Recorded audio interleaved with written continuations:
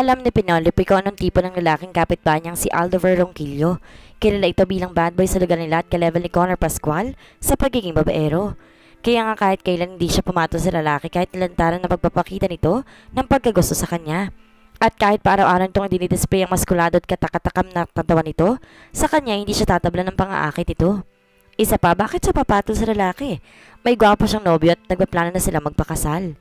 Ngunit mapaglaro ang tadhana. Nakabuntis ang boyfriend ni Penelope at nakipaghiwalay sa kanya. Dala marahil ang sakit na ginawa nito at panghinayang sa 3 taon na pagiging magkasintahan nila. Nagpakalasing ang dalaga. Todo-todo. Kinaumagahan na tagpuan niyang sariling walang saplot sa tabi ng lalaking kahit kailan hindi niya pinangarap na makakuha sa kainosentehan niya. Itinatanggi mo na hindi mo ako ka-type, pero halos tawagin mo na lahat ng santo sa ginagawa ko sa iyo kagabi. Answer me, Penelope. May tinatago ka bang pagnanasa para sa akin? Naglalaro ang kapilyahan sa kulay asul nitong mga mata at pakiramdam niya may biglang bumara sa lalamunan niya. Paano niya sasagutin ng maayos ang tanong nito, gayong damang-daman niyang pag-apros na naguhumindig na hotdog nito sa hita niya? Prologue. Shit! Mahinang napamura si Penelope. Nasa kalagitnaan na siya ng paglalakad pa uwi sa bahay nila mula sa eskwela nang maalala niyang journal niya sa English. Kakailanganin niya iyon mamaya para sa assignment nila sa naturang project. Wala siyang ibang choice kundi ang bumalik sa pinapasukan niya. Oh, great! Hingal na hingal na si Penelope sa paglalakad, tapos kailangan pa niyang bumalik sa school para sa journal niya. Ayaw naman niyang gumastos para sa pamasahe. Sa dami ng project and requirements sa pag-aaral niya, kailangan niya magdoble ng tipid sa pera niya. Nahihiya naman siyang humingi ng pera sa magulang niya. Hindi naman sila mayaman. Isang housemaid ang mama ni Penelope at construction worker naman ang papa niya. Hanggat kaya ng dalaga, nagtitipid siya para hindi mayat maya siyang humihingi ng pambili ng mga kailangan niya sa school. Doble kahit niyang ang ginagawa ng magulang niya para mapagtapos siya ng pag-aaral, lalo pa ngayon na malapit na ang graduation nila. Napabuntong hininga si Penelope. Alam niya ang hirap ng mga magulang niya para makapagtapos siya, kaya nga nagsisikap siyang mag-aral ng mabuti at mabigyan ng matataas na grades ang mga magulang niya. Yun lang ang alam niyang dahilan para maramdaman ng mga ito na nagsisikap din siya para sa pamilya nila at para na rin sa kinabukasan niya. Kapag nagtapos siya na may honor, siguradong may makukuha siyang scholarship at bawas gastos din yun kapag tumungtong siya sa kolehiyo. Malaking tulong na rin yan para sa magulang niya. Sigurado magiging mas proud pa ang mga ito sa kanya. Napangisi siya. Inspired na bilisan niyang lakad pabalik sa eskwelahan. Pagdating niya sa gate ng school, ay nagtatakan tumingin sa kanyang guard. Oh, Neng, bakit bumalik ka pa? Pagod nang nitian ni Penelope ang sikyo. Nakalimutan ko po kasi ang English journal ko sa classroom. Kailangan ko lang pong makuha yun ngayon. Sige, bukas pa naman sigurong classroom ninyo. May meeting pa rin naman ng mga teacher. Tumango siya. Pagkatapos mabilis na tumakbo patungo sa classroom nila. Nasa 3rd floor pa iyon. Kahit hingal na siya sa kakatakbo at tumutulo ng pawis sa noon niya, pinilit niyang makarating doon. Napansin niyang wala ng kataw-tao na makarating siya sa 3rd floor. Walang marinig na ingay kahit ano. Pwede na setting ng isang Korean horror movie. Hindi naman siya matatakotin kaya wala lang sa kanya kahit pa mag-isa na lamang siya doon. Ngunit gayon na lamang ang pagkakalaglag ng panga niya. Nang pagdating niya sa classroom ay nabutan niya isang malasmong eksena sa pagitan ng kaklase niyang si Margo at sa nobel nitong varsity player na si Aldover. Naghahalikan ng dalawa habang nagtataas baba si Margo sa kandungan ng nobyo. Han, sige pa, sige pa. Napasingap si Penelope. Hindi niya alam kung anong gagawin. Oo, wala pa siyang alam sa kamunduhan. Pero hindi naman siya mangmang para hindi malaman kung anong ginagawa ng dalawa. Natagpuan na lang niya ang sarili na umuurong. Nanginginig ang daliri niya at nanlalambot ang tuhod niya sa nakikita. Masidi ang pagpipigil niya na tumili. Alam ni Penelope na sa oras na gawin niya iyo'y makukuha niyang atensyon ng dalawa. At ayaw niyang mangyari yon. Siya ang nahihiya. Baka akusan pa siya na nambubos sa mga ito. Mas pinili lang niyang lumabas ng tahimik. Paglabas si Penelope, mabilis na kumaripas siya ng takbo hanggang sa makarating siya sa kanilang bahay. Nakalimutan na niyang tungkol sa naiwan na English journal. Hanggang sa pagtulog hindi maalis sa isip niyang nakita. Parang isang eksena sa pelikula na nag-play iyon nang paulit-ulit sa isipan niya. Hindi pa tuloy siya makatulog. Hay nako naman, Penelope. Huwag mo nang pakaisipin na nakita mo. Peace lang. May report ka pa sa science bukas. Pero hindi siya tinantanan ng isiping iyon buong gabi. Tuloy, hindi niya maayos na nagawa ang report sa science kinabukasan. Dumagdag pang nakakuha siya ng mababang score sa assignment niya sa English dahil minadali lang niya ang paggawa noon. Mahina siyang napamura habang tinitingnan ng mababang score niya. Kasalanan to ng dalawang yun eh. Nakakabwisit. Inis na humugot siya ng buntong hininga. Mukhang bad trip tayo ah. Napasingap na lumingon si Penelope sa nagsalita. And then she saw him. Ang dahilan kung bakit hindi siya nakapag-report ng maayos sa science at mababang score niya sa English. Si Aldover Ronquillo, ang nag-iisang campus bad boy at captain ball ng larong basketball sa school nila. Mahirap na hindi ito mapansin, lalo ng mga mata nitong kulay asul at nakakaloko kung tumingin. Kaklase niya ito at alam niya kung gaano ito kalikot sa mga babae. Kahapon nga, may nalaman niya kung gaano ito kalikot. Inis na inirapan ni Penelope si Aldover. Bad trip talaga ako. Kaya lumayo-layo ka kung ayaw mong ikaw makatikim ng pagkainis ko. Humalakak ang binata. Kahit kailan talaga suplada ka, Penelope. Alam mo ba yon? Hindi ko alam yon. Thanks for reminding me.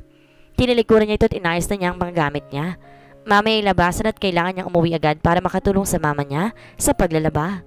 Sa halip patigilan siya ni Aldover dahil sa pagsuplada niya, umupo pa ito sa tabi niya at pinakatitigan siya. Bakit ba parang ang lalim pinaghuhugutan mong inis sa akin, Penelope? Ano ba ang ginawa ko sa'yo? Napatiimbagang siya. Wala kang pake kung inis ako sa'yo. At bakit mo ba tinatanong pang bagay na yan? Wala ka bang malanding babae kaya akong kinakausap mo? Iritadong tanong niya rito. Noon pa man inis na talaga sa Penelope sa lalaki. Hindi niya alam kung bakit. Hindi rin niya maintindihan kung bakit mas gusto niya itong pagtarayan. Siguro likas nang naayon niya sa taang mayayabang. Yun kasing tingin niya kay Aldover. Isang mayabang na lalaki.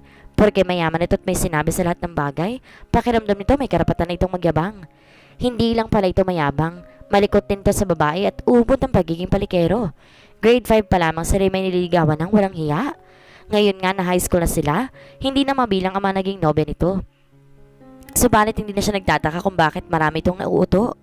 Gwapong binata si Aldover. Malaking bulas at pagaman teenager pa lamang, matipuno ng pangangatawan nito. Tila sadyang hinubog para makipagtalik. Hay nako, baka naman nagsiselos ka lang sa mga babaeng pinagtutuunan ko ng pansin. Kaya, naiinis ka sa akin, Ano? Ako nagsiselos? Ayos ka lang? Dinuro niya ito. Hoy, Aldover Ronquillo, para sabihin ko sa'yo, wala akong gusto sa'yo. Kahit maubos pang lalaki sa mundo, hindi ako papatol sa tulad mo. Magsasarili lang ako kaysa patulan ka. Naiintindihan mo? Saglit na natigilan ang lalaki. Akala niya magagalit ito. Pero mas lalong dumagdag ang pagkainis niya rito nang malakas na humalakak pa ang walang hiya. Nang gigigil ang lumabas na lamang siya ng classroom, baka masampalan niya ito ng tuluyan. Inakala ni Penelope tatantanan na siya ng lalaki, ngunit hindi pa pala. Dahil habang naglalakad siya pauwi sa bahay nila nakasunod to sa kanya, sakay ng monster Ducati nito. Oo, anak mayaman si Aldover at sunod ito sa luho. Kahit anong gusto nito, madali nitong nakukuha. Hindi tulad niya. Kailangan pa niya mag-ipon ng isang buwan para lang mabili ang damit na gusto niya. Hi, Penelope. Nakakalokong bati ng binata. Gusto mong sumabay? Sumimangot siya. No, thanks. Mas gugustuhin pa niya maglakad kaysa umangkas sa motor ng binata. Bilis na. Nakakapagod din maglakad, akala mo.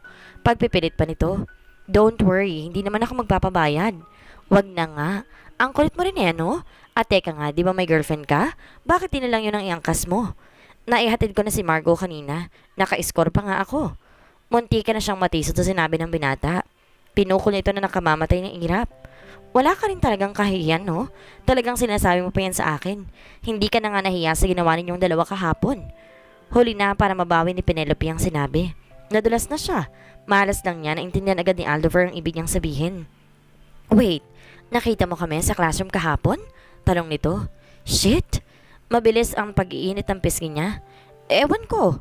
Binilisan ni Penelope ang lakad para tantanan na siya nito. Ah, ikaw nga siguro yon. Kala mo siguro hindi ko napansin na parang may nanonood ng live show namin kahapon ha? Abot hanggang tenga ang ngisi nito. Pwisit? Talagang proud ka pa. Humalakak ito. I don't know what to say. Hindi ko alam na mambobosa ka pala, Penelope, no? Magkahalo ang galit at tinis na hinarap niya ito. For your information, hindi ko kayo binobosohan. Nagkataon lang na may kailangan akong balikan kahapon. I need to get my English journal pero hindi ko nakuha yon dahil sa inyo ni Margo. Aha? Dapat ba ako maniwala? Eh di wag kang maniwala kung ayaw mo. You know you should be thankful at hindi ko ni-report sa advisor natin. Dahil kung ginawa ko yon, siguradong hindi kayo makakagraduate. Pagkatapos niyon, bililisan na ni Penelope ang takbo. Pero nanatiling nakasunod pa rin sa kanya si Aldover. Pwede ba wag mo na ako sundan? Sigaw niya. Huwag kang mag-alala. Wala akong balak na isumbong kayo. Nakakalokong umisi ito. Huwag ka rin mag-alala, Penelope. Hindi rin kita sinusundan. Oh, talaga lang ha? Oo. Nakalimutan mo yata magkapit-bahay lang tayo mula pa noon. Namula ang pisngi niya. Napahiya. Oo nga pala. Baby pa lamang sila magkapit-bahay na sila ni Aldover at sa bahay namang ito nagtatrabaho ang kanyang mahal na ina. Ah, may araw ka rin sa akin, Aldover. Penelope, sweetheart, I'm really sorry pero hindi na ako makakasipot sa usapan natin. Oh, bakit hindi na naman? Paperworks. May hinahabol akong deadline at kailangan ko nitong tapusin. I'm sorry, sweetheart. Pangako babawi ako sa isa oras na matapos ko ng lahat ng umahadlang sa date natin. Okay? Inintindi ni Penelope ang mga dahilan ng nobyo niyang si James, kahit nalabis-labis ng pagtatampong nararamdaman niya rito. Anniversary nila kagabi bilang magkasintahan. Dapat pinagdidiwang nila iyon na magkasama. Nagde-date sa isang mamahaling restaurant. 3 years na sila ng nobyo. Kung tutuusin, napakatagal na ng relasyon nila kumpara sa ibang magjowa na wala pang kalahating taon naghihiwalay na. Maswerte sila ni James na nakatagal sila ng 3 taon. Ngunit sa bawat pagdaan ng araw, napapansin ni Penelope na tila unti-unting nawawalan ng oras sa kanyang nobyo. Hindi naman to ganun dati. Kahit sa katutak ang trabaho nito sa opisina, nagagawa pa nitong isingit ang date nila. Nagagawa pa nitong tawagan sa mahabang oras. Hindi tulad ngayon. Kung hindi siyang tatawag dito, hindi siya nito maaalala. Hindi alam ni Penelope kung bakit parang nararamdaman niyang nababaliwala na siya ni James. May hinalang nabubuo sa dibdib niya, ngunit ayaw niyang bigyan iyon ng ibang kahulugan. Alam niyang di ganoong uri ng lalaking nobyo niya, kaya nga sinagot niya ito noon. Sa lahat ng lalaki na kilala niya, si James ang pinakamatino. Alam niyang malabo na magloko ito. Siya lang ang nasa puso nito at wala nang iba pa. Bumangon siya sa kama at tinawagan ng nobyo. Nang dito sumagot ay tinext na lamang niya ito. Good morning, sweetheart. Busy ka pa rin ba mamaya? Natutulog pa ito panigurado kaya hindi na siya naghintay pa na mag-reply agad ito. Lumabas muna si Penelope sa bahay para mag-jogging. Nakaugali na niyang gawin ang bagay na iyon para mas gumanda ang kalusugan niya. At saka yun ang bilin sa kanya ng doktor niya para hindi madaling ma-stress. Sa dami ng kailangan niyang asikasuhin sa resto, dapat din niyang ingatan ang kalusugan niya. Napangiti si Penelope nang dumampi sa kanyang mukha ang malamig na simoy ng pang-umagang hangin. What a beautiful mukhang maganda ang gising ng binibini niya. Automatic kong nawala ang ngiti ni Penelope nang marinig ang boses na iyon. Lumipad ang tingin niya sa lalaking nakatayo malapit sa kanya. Bad morning, nasabi niya sa sarili. The man is no other than Aldover Ronquillo, ang blue-eyed devil niyang kapitbahay forever. Umasim ang mukha sa pinadaanan niya ito ng tingin. Wala na namang pang itaas ang mokong kaya nakabalanda rin naman sa kanya ang matipunong pangangatawan nito. Walang araw yata na hindi niya ito nakikitang walang pang itaas. Malapit na nga siyang masaulong bawat sulok ng katawan ni Aldover. And damn those hard muscles. Tuwing kaharap niya ito'y pakiramdam ni Penelope, nanliliit siya. Ingat lang sa pagtitig, baka matunaw ako niyan.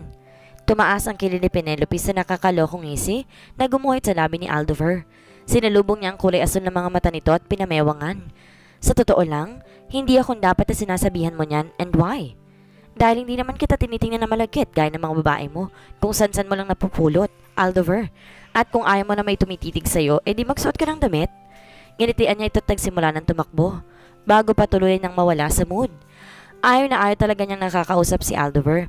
Pakiwaring niya walang matinong patutunguhan ang mga pag-uusap nila. Minsan na niyang natagpuan ng sarili kasamang lalaki sa barangay hall.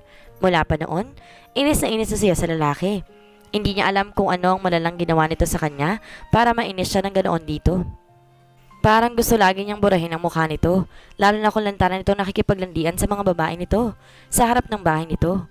Magkaharap ang kanilang bahay kaya tuwing nakabukas ang bintana niya, ang nakakainis pa sa lalaking ito hindi yata alam ang salitang privacy. Aba, minsan na niya itong nakita na naguhubad sa loob ng kwarto nito. Saktong napasilip si Penelope sa bintana nito, nakaharap lang ng kwarto niya. At ang nangyari, nakita niyang hindi dapat makita. Ang malalapay nakita siya ng lalaki na nakatingin dito. Nagawa pa siyang kindatan ng Hudyo. Hanggang ngayon kapag naaalala niya, parang nag-aapoy sa init ang mukha ni Penelope. 2 buwan na nakakaraan mula na mangyari iyon, pero siya itong hindi makamove on. Naramdaman ni Penelope ang pagsabay sa kanya ni Aldover. Pesting lalaki to? Hindi talaga siya nito lulubayan hanggat hindi siya nito nakikitang asartalo. Pinuko niya ng matalim na tingin si Aldover. Agang-aga. Bakit ba ang init ng ulo mo, babe? Don't call me babe, Aldover. I am not your babe. Madaing sabi ni Penelope. Umisi lamang ang binata. Ayos. Kanta yun ni Lady Gaga, hindi ba? Fan ka pala? Anitong sinundan ng pagkanta ng Alejandro. Napabugan ng hangin si Penelope. Nagsimulang manggigil sa inis. Tumigil siya sa pagtakbo at hinarap ulit ang lalaki. Ano bang problema mo sa buhay, Ronquillo? Problema ko? Wala naman. Baliw. Ikaw may problema dyan. Then he chuckled. Napatiimbagang si Penelope. Tungkol ba sa love life or sex life? Pwede mo akong kausapin dyan o hinga ng payo kung paano magkaroon ng healthy sex life. Nagkasalubong ang kilay niya. That's bullshit. Kung may problema ako sa love life ko, wala ka nang pakialam. Sa sex life, namimilyong tanong nito. Nag-init ang pisngi niya. Wala ka rin dong pakialam. Malakas na humalakak si Ronquillo. Hindi naman sa gusto ko makialam. Nag-aaral lang ako sa'yo. Ayaw lang kitang nakikitang ganyan. Naningkit ang mga mata ni Penelope. Anong gusto mong sabihin? Anong ganyan? You know what I mean, babe? Sinasabi ko sa'yo ha, don't call me babe. Di sweetheart na lang? I am not your sweetheart. Alam mo, Aldover, kung wala kang malandi. Pinuto ni Aldover ang balak niyang sabihin. Look, Penelope, I am not flirting with you, okay? I am just worried. Lagi na lang mainit ang ulo mo kapag nakikita ako. Ano bang kasalanan ang gawa ko sa'yo? Wala naman, diba? Natameme si Penelope. Mga ilang segundong lumipas bago niya magawang makapagbitaw ng salita. Okay, wala ka na bang ibang sasabihin? Meron pa. Ano yon? I saw your boyfriend last night with another woman. Peking tumawa si Penelope. Malakas. Seryosong mukha ng binata, ngunit hindi niya magawang maniwala. Bakit ka tumatawa? Bakit hindi? Hindi ba joke yon? I am not joking, Penelope. She laughed again. Alam mo, Aldover, minsan nakakatawa ka, madalas nakakairita. May tiwala ako sa boyfriend ko. Kumpara sa'yo, matinong lalaki yun at hindi magloloko. Kaya wag mo siyang sirain sa akin. Dahil hindi ako maniniwala sa mga pakulo mo, okay? Good morning. Pagkatapos, niligpasan na niya ito.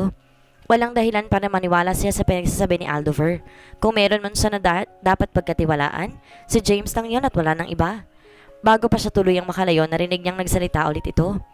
Nananakawan ka na, hindi mo pa alam. Napakulot si Penelope. Ano ang ibig nitong sabihin?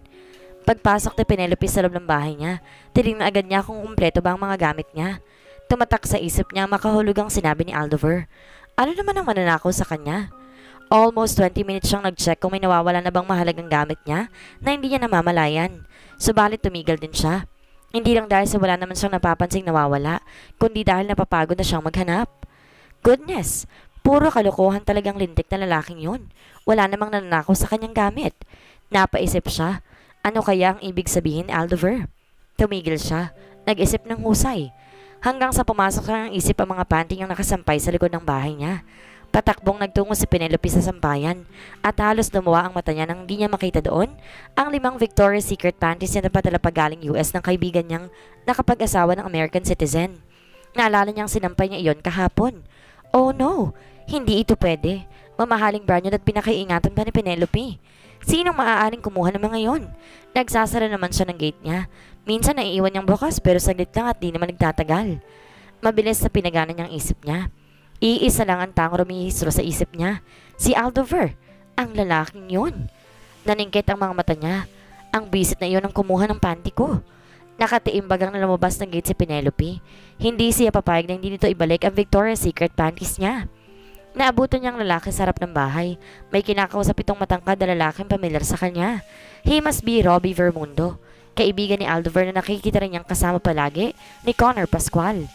Ang mga tinaguray ang magigiting na palikero sa kanilang bayan. Aldover!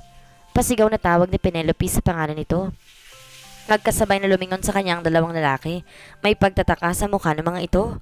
Mas lalo siyang nanggigil sa inis. Kaya nang makalapit siya, hinayaan niyang umiglas ang palad sa mukha nito. Napangang kaibigan nitong si Robbie sa ginawa niya. Wow! The heck! Salubong ang kill na sambit ni Aldover. Why did you slap me? That's what you get from stealing my Victoria's Secret panties. What the hell? Dinuro niya ito sa mukha. Huwag mo akong mamura-mura. Ilabas mo ang panty ko. Ilabas mo kung ayaw mong ipabarangay pa kita. Galit na sambit ni Penelope. Nalaglag ang panga ni Aldover habang kumawala ang malakas sa tawa sa bibig ni Robbie. Ano, hindi mo isasauli? Sige, doon tayo mag-usap sa barangay hall. Ilang beses na si Aldover na pagbintangan ng mga bagay na hindi niya ginawa, lalo na ng mga nagiging girlfriend niya. He was always accused of being a cheater. Tuwing hindi siya nakakapag-reply ng mabilis sa girlfriend niya, aakusahan sa mga ibang babae na pinaliligaya kahit ang totoo ay busy siya sa trabaho. He was a policeman. Hindi man halata sa kanyang mukha, ngunit yon ang totoo. Likas sa trabaho niyang maging busy. Kaya hindi niya maintindihan kung bakit hindi makaunawa ang mga nagiging girlfriend niya. He was always been faithful. Kapag nakipaghiwalay na sa kanyang girlfriend niya, he would just sleep with other pretty women. Pag hindi niya natipuan ng babaeng yon, tinitigilan na rin niya ang pakikipagtalik dito at maghahanap na siya ng ibang babae. And that made him a playboy. Hindi siya natatakot sa kung ano man ang isipin ng ibang tao tungkol sa kanya. He believed that the fear of what others may think might prevent you from reaching your full potential and from enjoying life to the fullest. Tinatawanan nga lang niya kapag narinig niyang pinag-uusapan siya bilang isang polis na malikot sa babae. It is clear that he doesn't give a damn about them. Subalit ang pagkaakusang natanggap niya ngayon habang kausap si Robbie ay isa sa hindi niya malilimutan. Damn! Ngayon lang siya nakusang magnanakaw ng panty ng isang babae. Nagugulahang tumingin si Aldover kay Penelope. Malinaw ang galit sa mukha nito.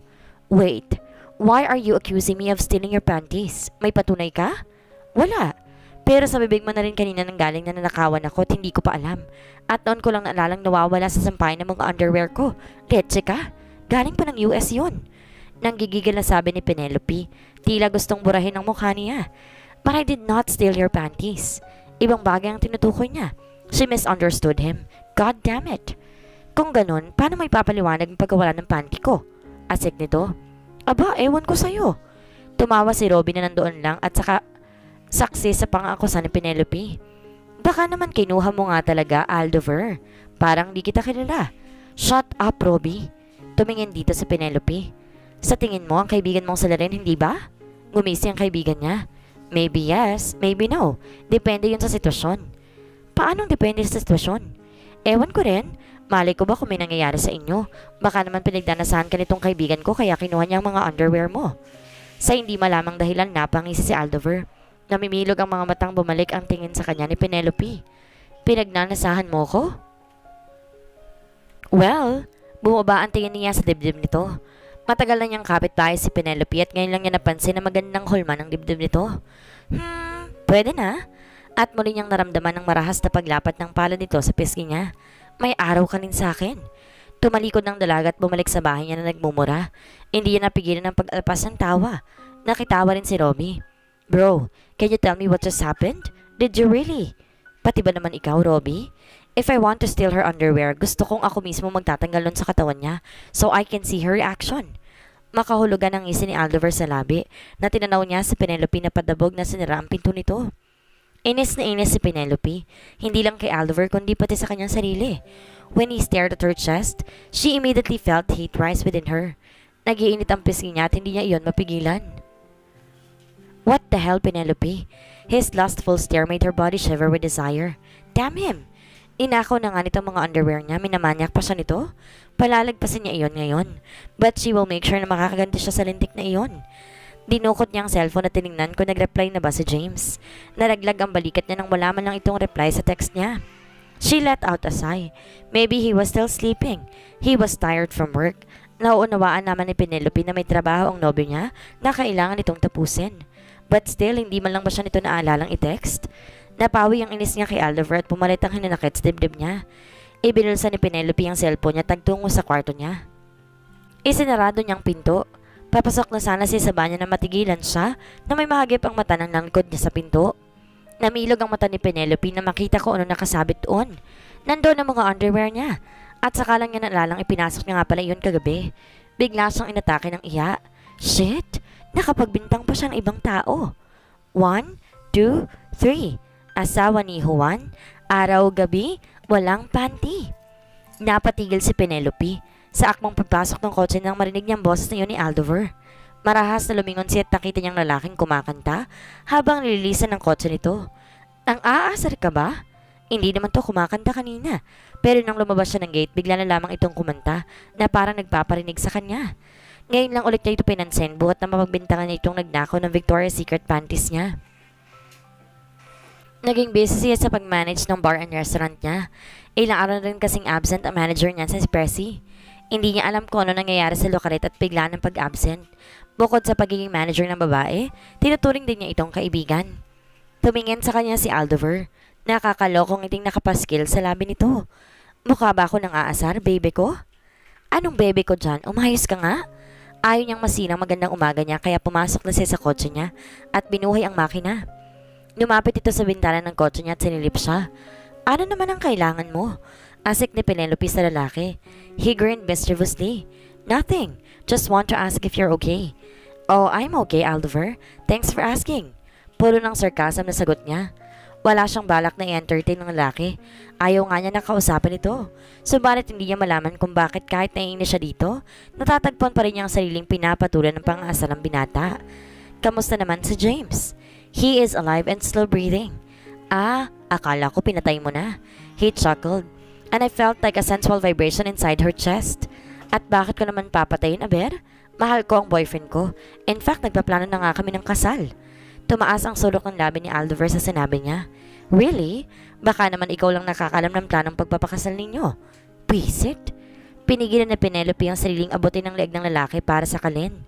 Hindi kita pinipilit na maniwala. Kung ayaw mong maniwala, eh di wag. Palibasa ang bitter-bitter mo. Kailan ka ba huling uminom ng ampalaya juice? I have nothing to be bitter about, Penelope baby. Kahit wala akong girlfriend, hindi pa naman ako natitigang. Hindi tulad ng iba dyan, may love life nga, tigang naman pagdating sa kama. Peste ka, pinatatamaan mo ba ako? Bakit, tigang ka ba? Damn you! Umalis-alis ka sa daan ko, sasagasaan kita. Malakas at malutong na tumawa si Aldover habang tumatakbo palayo sa kanya at bumalik sa tapat ng bahay. Inis na pinasibad ni Penelope ang kotse para mapalayo na sa lalaki. Nanggigigil na kumawala ang malutong na mura sa bibig niya. Hindi siyang uri ng babaeng palamura, pero kapag si Aldover ang kaharap niya, parang nauubos ang pasensya niya. Ang walang hiyang yon? Inaakusahan ba siya nitong tigang? Oo, aminado siyang wala siyang experience pa. At the age of 26, she was still a virgin woman. Hindi pa niya pinapayagan si James na kuhanin ng pagkababae niya. Ilang beses na siyang inaya ni James na magtalik sila at sa tuwing ginagawa nito iyon, tumatanggi siya at idinadahilan niya na gusto niyang gawin iyon sa tamang panahon. Alam ni Penelope sa puso niya na si James na ang tamang lalaki para umangkin sa kanya. Subalit naniniwala siya na hindi tamang panahon para ibigay niya ang pagkabirhin niya sa nobyo. At siguro ang tamang panahon na iyon ay kapag kasal na sila. Handa niyang ibigay ang hinihiling ng lalaki sa gabi pagkatapos ng kasal nila. Napawi ang inis niya kay Aldover nang maalala ang pagkikita nila ni James kagabi. Nagpunta sila sa isang Japanese-inspired restaurant. Nag-date sila kagabi bilang pambawi nito sa hindi pagsipot sa anniversary nila. Kung ano na pang pinagkukwentuhan nila about her business and then his work. Hanggang sa napunta ang usapan nila sa pagpapakasal. 3 years na sila ni James sa tatingin ni Penelope. Nakilala nilang isa't isa kaya tama lang siguro kung mapag-usapan nila ang tungkol sa bagay na iyon. Kinukulit na rin kasi ng kanyang mga magulang na mag-asawa na para magkaroon ng apo ang mga ito. Siya lamang kasi nag-iisang anak kaya natural na mag-asam ang mama at papa niya ng apo sa kanya. Hindi na rin siya bumabata. Subalit napansin ni Penelope si James na natigilan at nawalan ng imik na nagsasalita na siya tungkol sa kasal.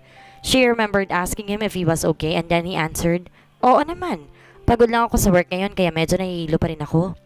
Hindi niya mapigilang maawa sa nobyo. Alam naman niyang hirap na maraming trabahong tinatapos. Halos lahat ng tao nakakaranas ng pagod.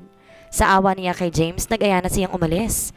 Nagpahatid lang si Penelope dito at pagkatapos, umuwi na rin ang binata. Ano ba nangyayari kay Pressy?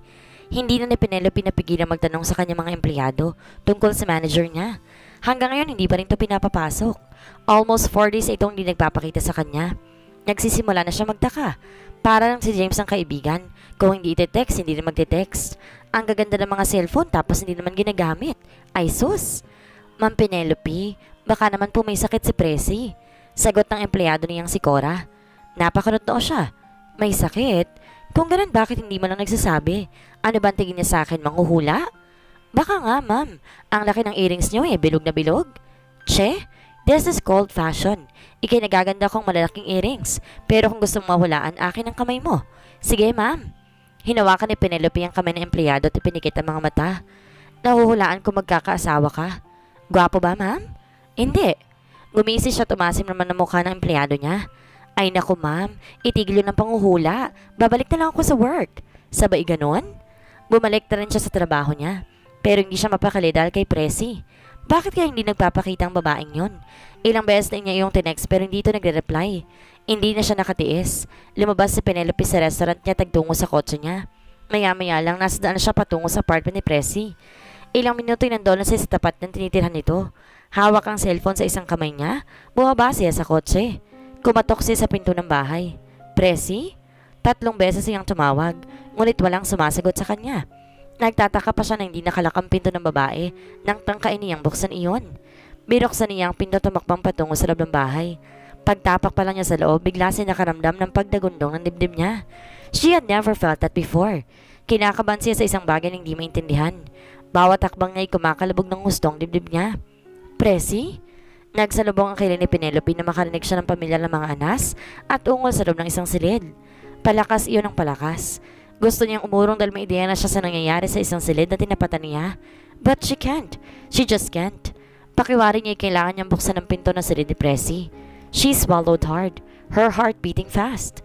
Narinig niya sa labas ng pinto ang tunog ng pag-iisa ng katawan ng dalawang tao sa silid na iyon. And then she opened the door. Parang isang nakakahindik na eksena sa pelikula ang bumungad kay Penelope. She saw Presi. Walang saplot sa katawan at nakasakay ito sa ubad na katawan ng isang matipunong lalaki. Damn, Presi! You're doing good, baby? Oh, James, yes! Tila may kutsinong tumarak sa kanyang dibdib. Bumagsak ang cellphone ni Penelope sa sahig, kasabay ng pagbagsak ng mga luha sa pisngi niya. Gumawa ng ingay pagbagsak ng cellphone niya sa sahig, dahilan upang kapamapalingon sa kanyang kinatatayo ng dalawa. Penelope? Ano ang gagawin ni Penelope ngayong nahuli niya sa akto ang kataksilan ng kaibigang si Presi at ng kanyang nobyo? Mapatawad kaya niyang nobyo o kaumuhian ito gaya ng pagkamuhi niya kay Aldover? Yan ang ating aalamin sa susunod nating kabanata.